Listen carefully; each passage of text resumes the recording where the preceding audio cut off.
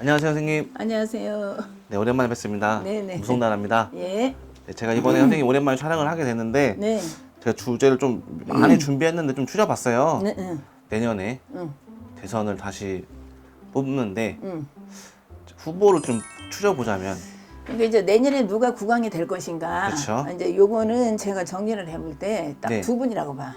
뭐 두 분. 사람 싸움인데 누가 될까요? 하나는 윤석열 씨. 네. 뭐 다른 분은 이게 뭐 대통령 그 감이 아니라고 봐야 되나? 음, 그러니까 제일 그냥 지금 물망이 오르는 상대는 이재명 씨가 되느냐 윤석열 씨가 되느냐. 근데 여기서 애매한 게 지금 윤석열 씨 그 2022년 대선 그 운세와 네.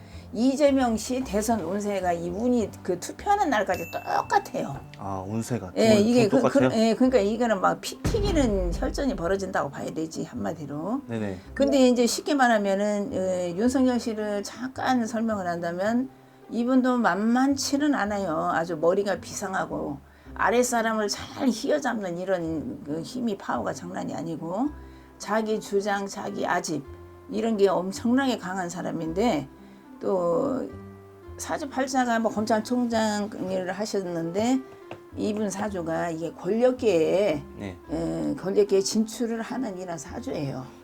하기 때문에 이 응기응변이 굉장히 강하고 또 까놓고 말해서 조금 진실성이라든가 네. 이 뭐 정치의 야망 속의 비밀이라든가 이런 거는 한 가닥을 까는 사람이고 이재명 씨는 너무 그냥 직구로 나가는 사람이야.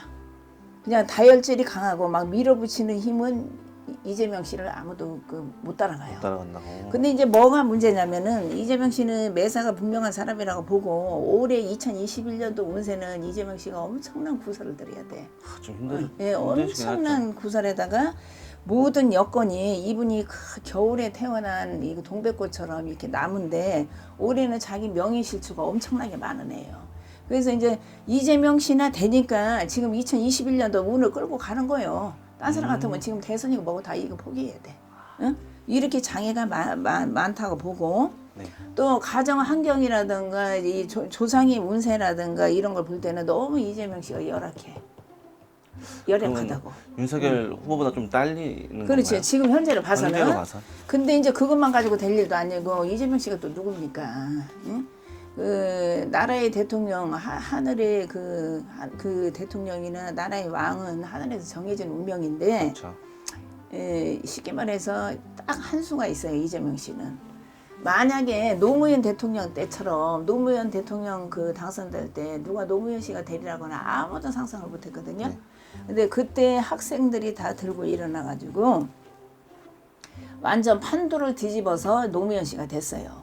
그러면 지금 이재명 씨가 한 수가 있는 거는 20대, 30대 학생층, 젊은 층 여기에서 이재명 씨한테 밀어주면은 저는 이재명 씨가 된다. 이렇게 밀어주지 않으면은 좀 이거는 뭐 뚜껑을 까봐야 된다.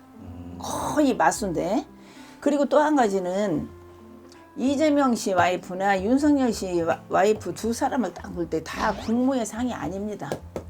제가 이 방송을 해서 욕을 얻어먹으려는 거는 모르지만은 역대 대통령들 상하고 윤석열 씨 뭐 와이프나 이재명 씨 와이프는 국무상이 아닌데 그 중에 둘을 쪼갠다면은 그래도 따뜻한 마음과 배려, 순수함은 이재명 씨 와이프가 더 포근함을 느끼게 한다. 응?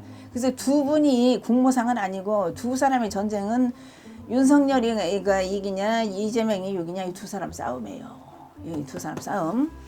그리고 저 같은 경우는 2022년 대선 때 뭐 어느 대통령이 되든 지금 우리나라가 너무 힘들으니까 서민을 위한 정치, 서민을 위해서 희생을 하는 이런 대통령, 국민의 아픔을 헤아려주는 분이 나왔으면 하는 게 하나의 바람이고. 제 바람도 그렇습니다. 예. 그리고 지금 또 안타까운 게 제가 뭐 이재명 씨 팬도 아니고 자꾸 이렇게 말하면 이재명 씨 팬 같은데 이재명 씨는 전쟁터에 총 한 자루를 들고 나가는 여건이고 열악한 환경이고 윤석열 씨는 전쟁터에 탱크를 끌고 나가는 지금 수란 말이야. 현재 2021년도에 그렇죠. 조상의 음덕도 약하고 조상에서 밀어주는 힘도 약하고 근데 이런 악조건에서 참 저는 이재명 씨가 대단한 사람이라고 봐요. 이런 환경과 이렇게 공부도 독학으로 했고 고생도 엄청나게 한 사람이 대선 후보까지 만약에 떨어진다 해도 이분은 참 존경할 수 있는 사람이라고 봐요. 쉬운 말로. 지금 뭐 구설수가 많이 올라와도 되게 굳건하게 버티고 계시잖아요. 예, 버티는데 저는 그거는 어느 정도 가지치기를 해서 그 막바지까지 갈 때 많이 정리가 되리라 봐요.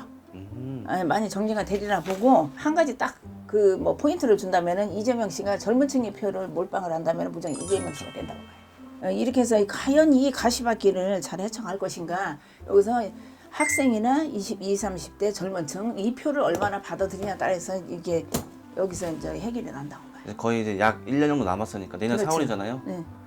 좀 더 기다려 봐야겠네요.